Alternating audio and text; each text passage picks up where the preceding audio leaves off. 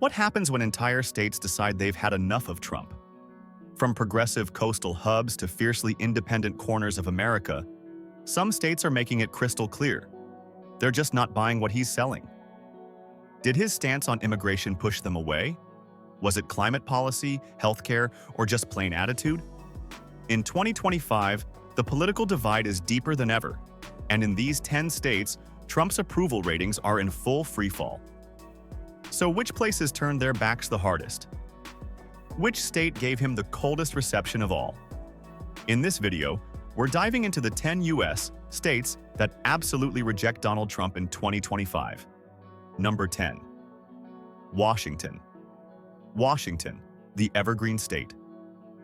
Where the trees are tall, the coffee is strong, and Trump's approval rating? Well, it's practically missing in action. Washington isn't just blue. It's deep Pacific Ocean blue. In the 2024 election, Trump barely managed to get 35% of the statewide vote. And if we zoom in on King County, home to Seattle, and over 2.3 million people, Trump's support was a humiliating 25%. In certain urban districts, he struggled to break 15%. Washington has a population of about 8.1 million people in 2025, and this is a state that absolutely loves progressivism, tech innovation, and environmental activism. All things that Trump's political style doesn't exactly vibe with. Seattle, home to corporate giants like Amazon, Microsoft, and Starbucks, is a magnet for educated, diverse, and socially progressive voters. Over 92% of Washington adults have at least a high school diploma, and nearly 39% hold a bachelor's degree or higher, way above the national average. When it comes to immigration, Washington is a sanctuary state. About 15% of its residents are foreign-born, communities that have consistently rejected Trump's harsh immigration policies. From the Vietnamese neighborhoods in Tacoma to the Somali community in SeaTac, Trump's tough stance on immigration wasn't just unpopular, it was personal. Let's talk environment. Washington generates about 73% of its electricity from renewable sources, primarily hydropower. This is a state obsessed with protecting its stunning natural beauty, from Mount Rainier to Olympic National Park. Trump's rollback of environmental protections and withdrawal from climate agreements clashed hard with Washingtonians who deeply care about sustainability. Labor unions? Yes. About 17% of Washington workers are union members, well above the national average. Trump's anti-union policies didn't exactly earn him any standing ovations here. Financially, Washington has a booming economy with a median household income of around $89,000 in 2025. But voters here favor raising the minimum wage, investing in healthcare, and tackling climate change, not cutting taxes for billionaires. Simply put, in Washington, Trump isn't just unpopular, he's practically the political equivalent of a traffic jam on I-5 during rush hour. No one wants it. Number 9. Illinois. Illinois, the political powerhouse of the Midwest. And believe me when I say, Trump's approval ratings here are lower than Chicago winter temperatures. Illinois is the 6th most populated state in America, home to nearly 12.5 million people as of 2025. But finding hardcore Trump fans here is almost like searching for a needle in a haystack, especially in Chicago. In the 2024 presidential election, Trump only managed to grab about 37% of the vote statewide. That's brutal. And it gets worse when you zoom into Cook County, which includes Chicago, where over 72% of voters turned their backs on him. In fact, in some Chicago neighborhoods, Trump barely crossed the 20% mark. It's wild how blue this place is. Illinois is a super diverse state, with Chicago being one of the most multicultural cities in the entire country. The city alone has over 2.7 million residents, with huge African American, Hispanic, and immigrant communities. And guess what? Those are all groups that have overwhelmingly rejected Trump's immigration policies, rhetoric, and approach. Education levels here are another big factor. Nearly 89% of Illinois residents over 25 have a high school diploma, and about 36% have a bachelor's degree or higher. In urban areas like Chicago, these numbers are even higher, and educated voters tend to lean away from Trump's style of politics. Illinois is also a union stronghold. The state has one of the highest union membership rates in the country. About 13% of workers are unionized. And Trump's anti-union stances didn't exactly earn him any friends here. Financially, Illinois leans left too. The minimum wage in Illinois was raised to $15 per hour in 2025, a policy totally opposite of Trump's economic vision. And environmental issues. Illinois is investing billions into renewable energy projects while Trump was doubling down on fossil fuels. In the heart of America, Illinois stands tall as a blue wall that Trump just can't climb. From Chicago's skyscrapers to the suburbs, and even downstate college towns, support for Trump is in the minority. Number 8. Rhode Island. Rhode Island, America's smallest state. But trust me, their dislike for Trump is absolutely massive. This little coastal gem may cover just 1,214 square miles, but politically, it packs a punch way above its size. With a population of just over 1.1 million people in 2025, Rhode Island has a long history of leaning heavily Democratic, and the 2024 election was no different. Trump only managed to secure about 36% of the vote here. And that's actually being generous. Rhode Island's capital, Providence, is like the heartbeat of progressive politics in New England. In some neighborhoods of Providence, Trump's support barely even scratched 15%. And when you combine that with cities like Newport, Warwick, and Cranston, it's clear that Rhode Islanders have pretty much shut the door on Trump's brand of politics.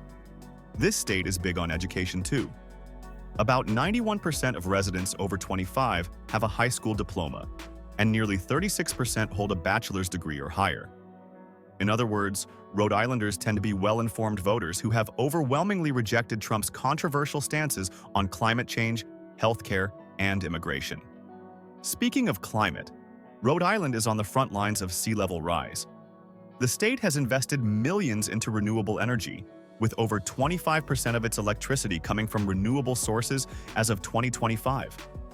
Trump's rollback of environmental protections didn't sit well with voters here, who care deeply about protecting their fragile coastline. The state also has a rich immigrant history. Nearly 15% of Rhode Island residents are foreign-born, with large populations from Portugal, the Dominican Republic, and Guatemala. Trump's harsh immigration policies didn't exactly make him popular with these communities. Rhode Island is also heavily unionized. About 15% of workers here are union members. And Trump's anti-union rhetoric was a big turnoff. In short, Rhode Island may be tiny, but when it comes to Trump, their message is loud and clear. Not in our backyard. Number 7. Connecticut. Connecticut. The land of Yale University, fancy coastal mansions, and one of the highest concentrations of wealth in America. But you know what's missing from this picture? Support for Donald Trump. Connecticut is a state where Trump's approval ratings have been hanging out in the basement since day one. In the 2024 election, Trump managed to pull in just about 35% of the statewide vote. And even that felt like a stretch. With a population of around 3.6 million people in 2025, Connecticut is often seen as a symbol of old-school New England progressivism, mixed with modern-day liberalism. Cities like Hartford, New Haven, and Stamford are loaded with highly educated voters. And education matters here. Nearly 40% of adults over 25 hold a bachelor's degree or higher, one of the highest rates in the nation. Economically, Connecticut is wealthy, with a median household income of about $90,000 in 2025. But while Trump often appeals to wealthier voters, Connecticut's elite circles have mostly rejected his style. They prefer stability, diplomacy, and global engagement, not trade wars, Twitter feuds, and political chaos. Let's not forget the environment. Connecticut has set a goal of reaching 100% zero-carbon electricity by 2040. Trump's rollback of environmental protections and promotion of fossil fuels made him wildly unpopular in a state that deeply values green energy and climate action.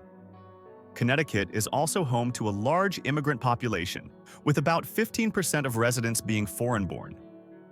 From Polish communities in New Britain to Puerto Rican populations in Bridgeport, many voters were turned off by Trump's tough immigration policies and rhetoric. Union membership here is another factor.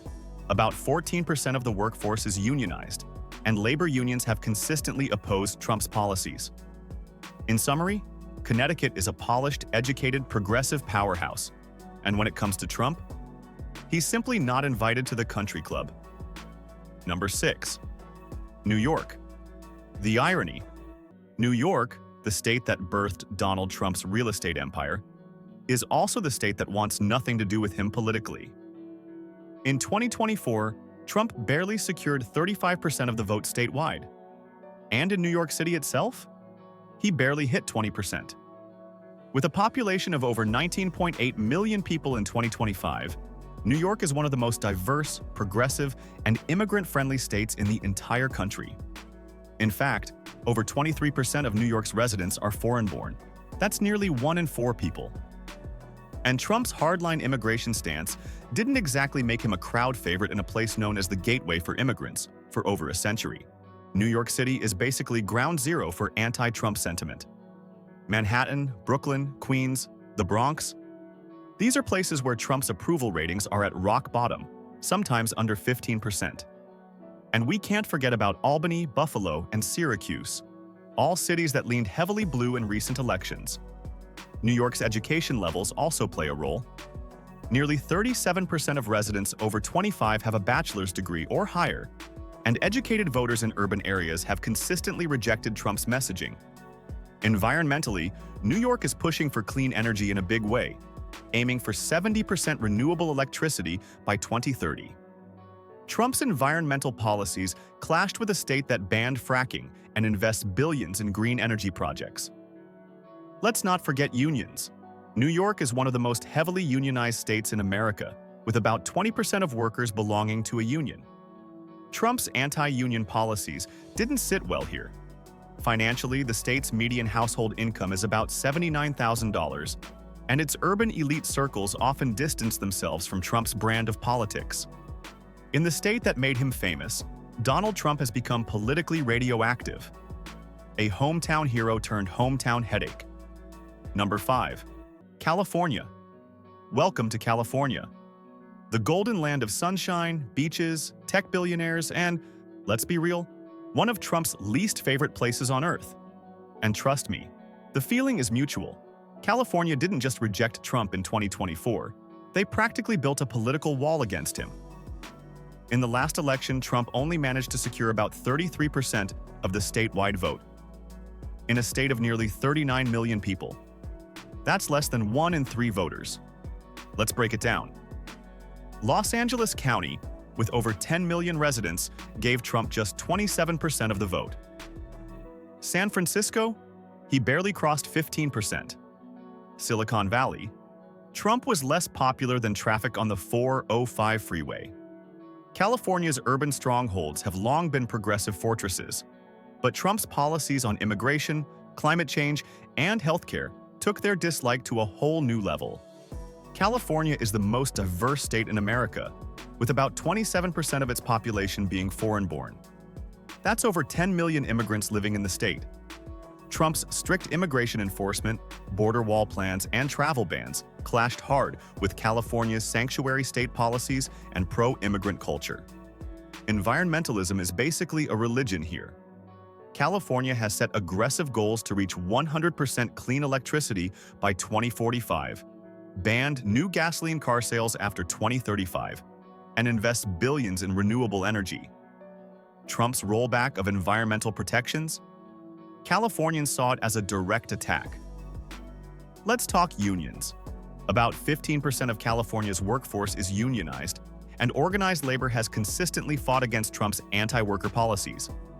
And financially, California has the largest economy in the U.S., a staggering 4.2 trillion GDP in 2025.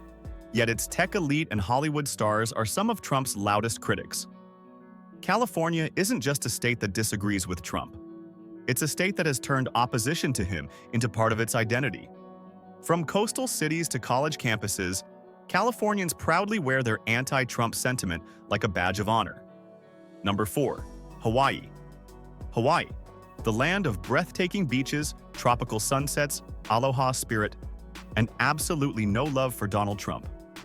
Seriously, if you're searching for Trump fans in Hawaii, you might have better luck finding a snowstorm on Waikiki Beach. In the 2024 election, Trump's support in Hawaii was just about 34% statewide, one of the lowest in the entire country. Hawaii's population sits at around 1.5 million in 2025, and this island state is deeply rooted in multiculturalism and environmental stewardship. Over 18% of Hawaii's residents are foreign-born, and a significant portion of the population is of Asian and Pacific Islander descent.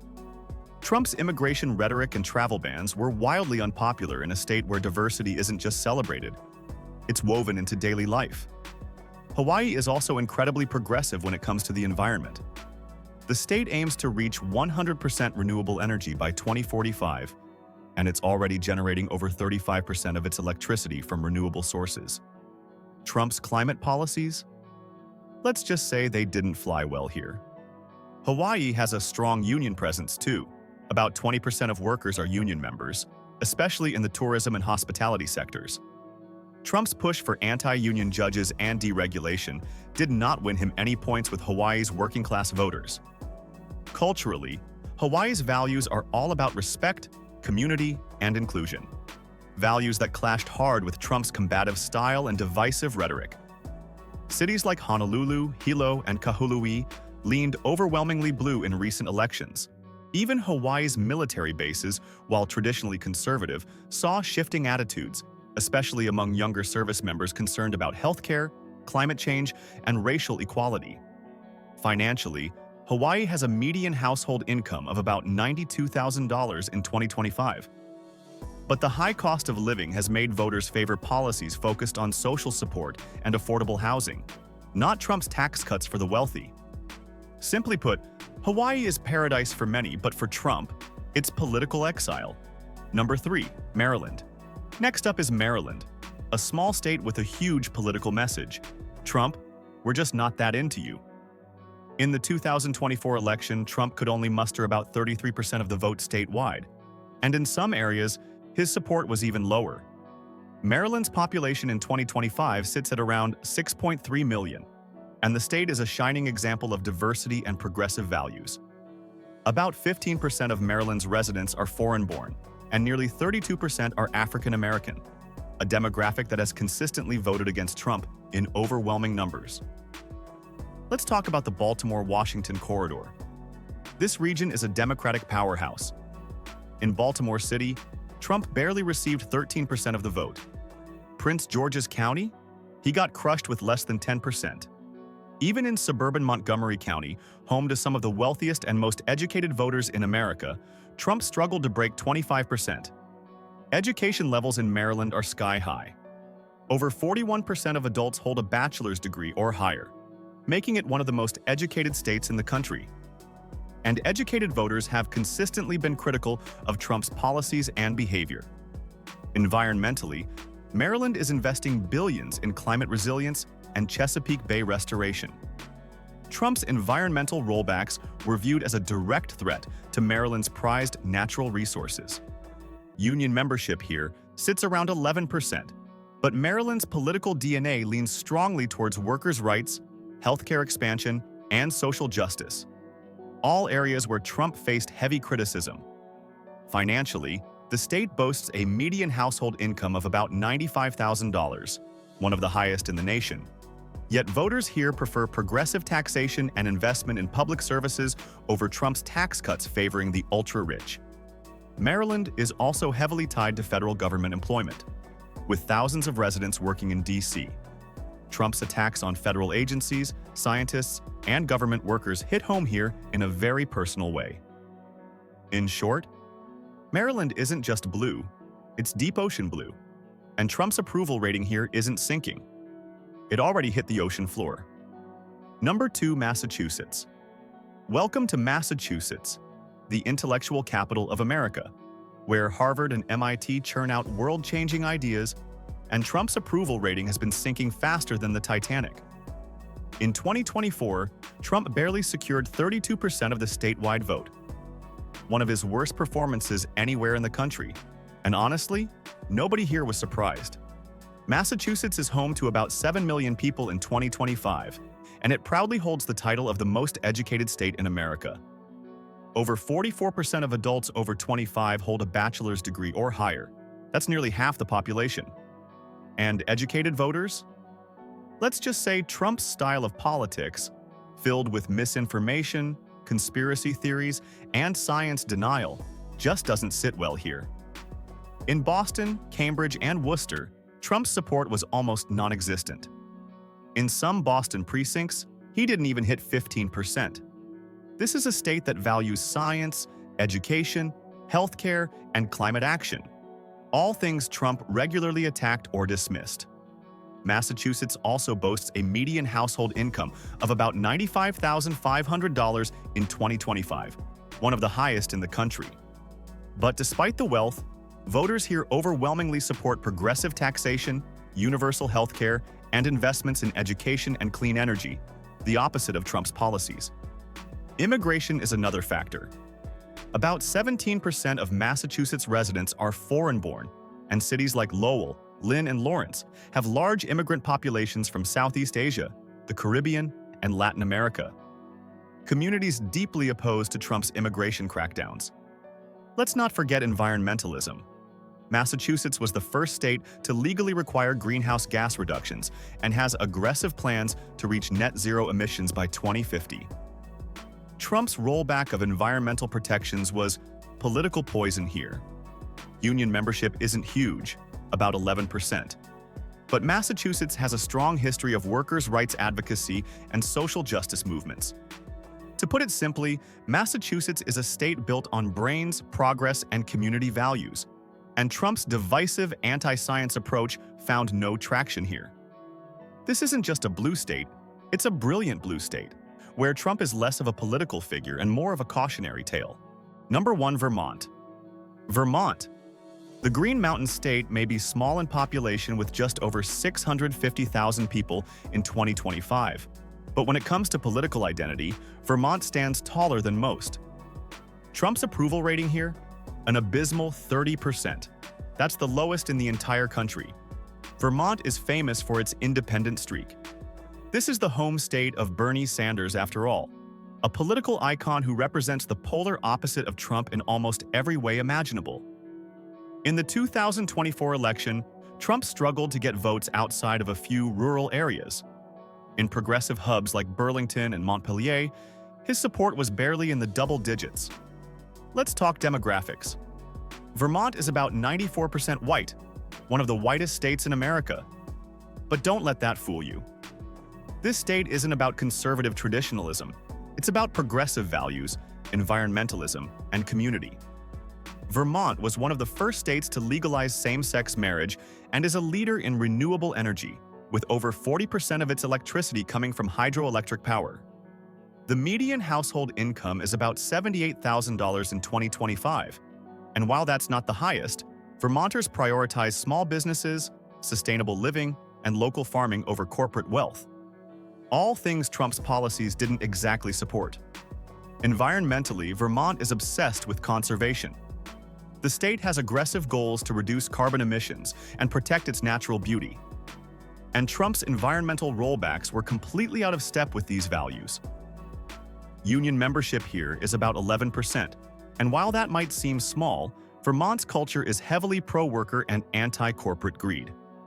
In terms of healthcare, Vermont has pushed for universal coverage for years, another clash with Trump's efforts to repeal Obamacare.